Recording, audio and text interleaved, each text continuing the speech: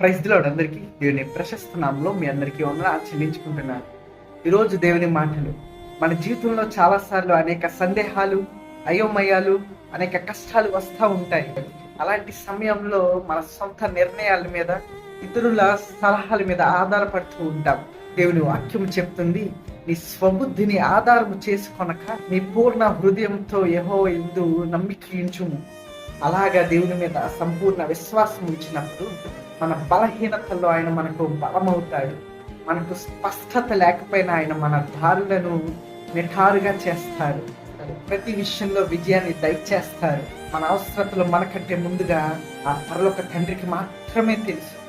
అందువల్ల ప్రతిరోజు మన నిర్ణయాలు, ఆలోచనలు, ప్రణాళికలు అన్నిటిలోనూ దేవుని ముందుంచి ఆయన మీద విశ్వాసం ఉంచుదాం.